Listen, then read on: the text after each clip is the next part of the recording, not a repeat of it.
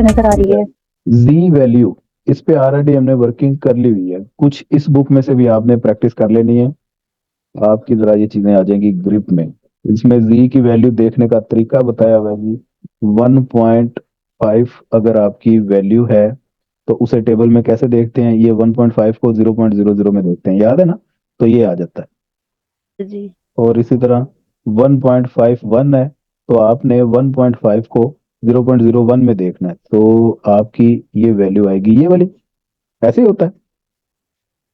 जी sir, ऐसे ही होता है। ठीक। ये आगे एरिया अंडर नॉर्मल कर्व, यो इसे फाइंड कैसे करेंगे, इसका तरीका बताया भाई, ऑलरेडी हम कर चुके हैं। आपने इस एग्जांपल को भी जरा देख लेना है। Weekly income of shift foreman in glass industry follow a normal distribution, जिसका मीन 1000 है, स्टैंडर्ड डेविएशन 100 है। आपने जी वैल्यू बतानी है क्या है, एरिया नहीं इसने पूछा हुआ, सिर्फ जी वैल्यू। और हु अर्न 1100 या 900, तो ये जी का लगाया आपने फार्मूला, जी के फार्मूले में आपने वैल्यूज पुट की, और इसमें से ये निकाल लिया, इधर से 1 आ गया, इधर से -1 आ गया। एरिया फाइंड नहीं करना, सिर्फ जी की वैल्यूज आंसर है। ओके। जी सर। अब यहाँ पे एक फर्क है, जो पहले आपको इस तरह के जी के क्वेश्चन करवाए उन क्वेश्चन में और इस क्वेश्चन में एक फर्क है, वो क्या है भला, कौन बताएगा। एन कहीं पे गिवन नहीं है तो चुप करके ये वाला फार्मूला लगा दें।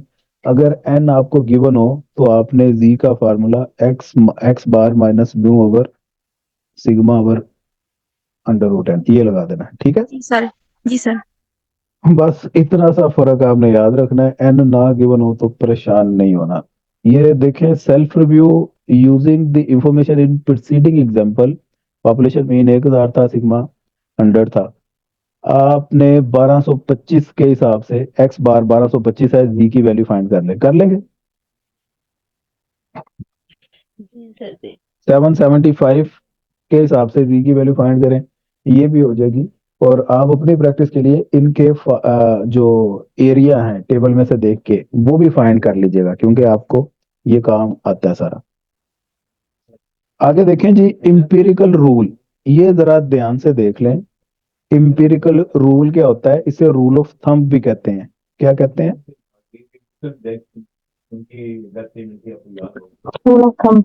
सर, इसका मतलब क्या है रूल ऑफ थंब? ये एक रूल, स्टैंडर्डाइज्ड रूल बना दिया हुआ है कि अगर आपकी ये लिमिट है तो इस लिमिट के दरमियान कितने परसेंट चांसेस हैं डाटा आपका लाई करेगा।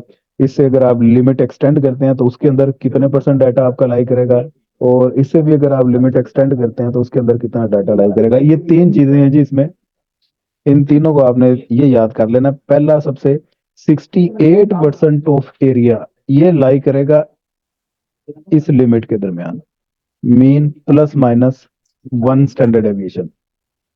95% डाटा या 95% एरिया ये लाई करेगा mean plus minus 2 standard deviation.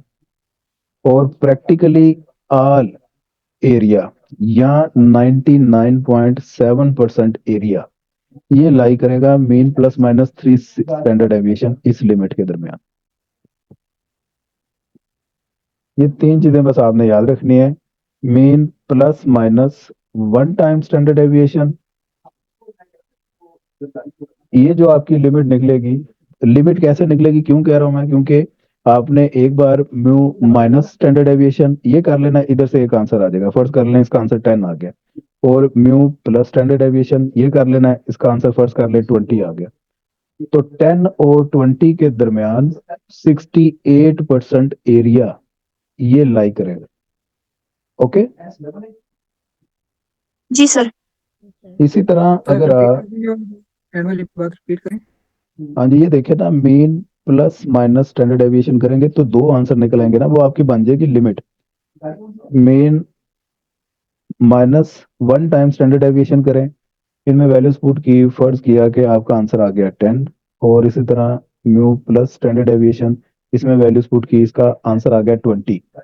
तो 10 और 20 के दरमियान 68% एरिया लाई करेगा। ये जो लिमिट आपने निकाली है इसके अंदर 68% एरिया लाई करता है। इसी तरह अगर आप mean plus minus 2 time standard deviation कर लेते हैं तो इसके दरमियान 95% एरिया लाई करता है।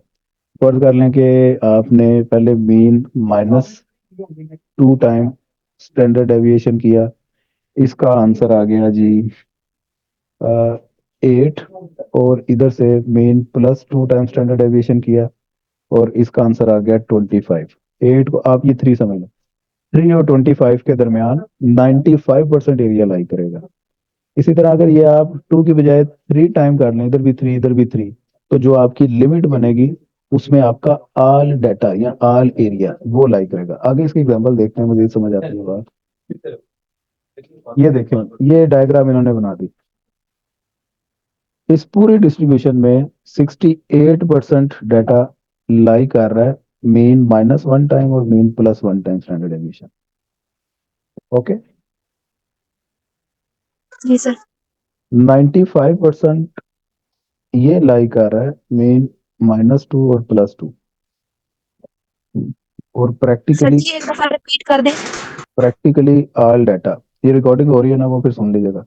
ऑल डाटा ये लाई कर रहा है मीन +-3 टाइम स्टैंडर्ड डेविएशन।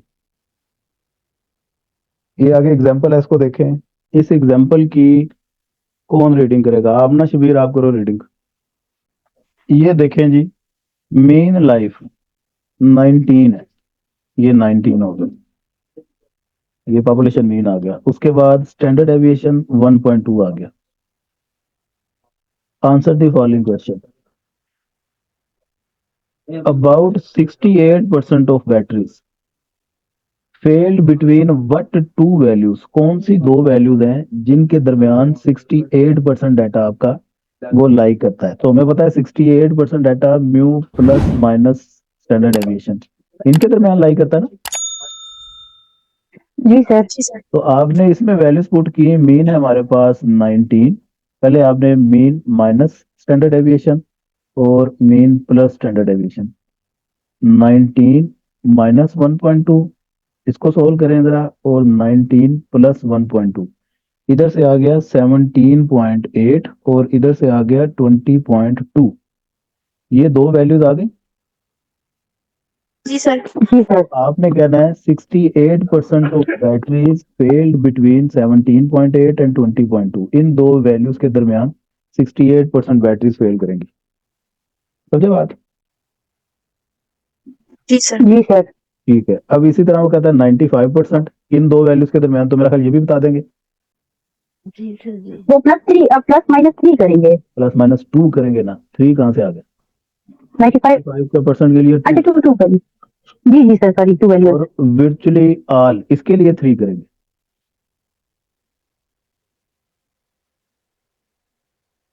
ये आ गया जी, ये नीचे आंसर भी, ये डायग्राम बनाने की जरूरत नहीं है, इन्होंने समझाने के लिए। ये देखें 17.8 और 20.2, ये वो डाटा दो वैल्यूज निकली हैं जिनके दरमियान 68% लाई कर रहा है।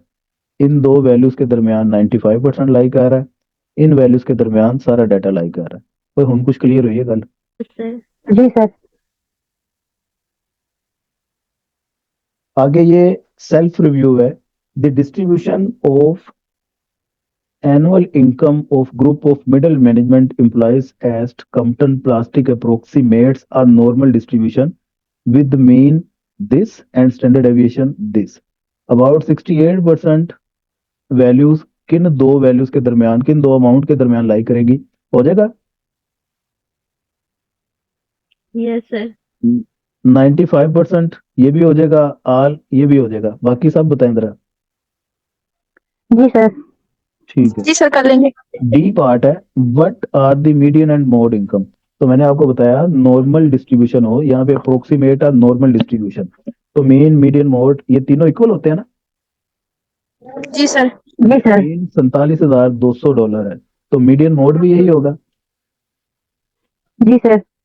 Is the distribution of income symmetrical? आपने कहना है यस सिमेट्रिकल है, क्योंकि ये अप्रोक्सीमेट कर रहा है नॉर्मल डिस्ट्रीब्यूशन को। अच्छा, यहाँ पे एक बात आपने याद रखनी है, ये रूल 68%, 95% और प्रैक्टिकली ऑल वैल्यूज, ये वाला रूल हमेशा लाई सिर्फ उसी सूरत में करेगा अगर आपकी डिस्ट्रीब्यूशन नॉर्मल होगी। अगर यहाँ पे लिखा हो कि डिस्ट्रीब्यूशन नॉर्मल नहीं है तो बताएं 68% आपका डाटा किन दो वैल्यूज के दरमियान फाइंड होगा। वो फिर आपने स्किप कर देना, नहीं करना, वो मेथड चेंज है, उस तरह के क्वेश्चन आपने छोड़ देने हैं। हमने सिर्फ नॉर्मल डिस्ट्रीब्यूशन वालों को अभी यूटिलाइज करना है। ओके, जी सर। ये नीचे एक्सरसाइज है। ये एक्सरसाइज में ये सारे क्वेश्चन आपने करना है। क्वेश्चन नंबर 9 पर अंदर और बताएं, सब लोग हो जाएगा ये क्वेश्चन। सर इसकी वही सिमेट्रिकल बनानी है ना?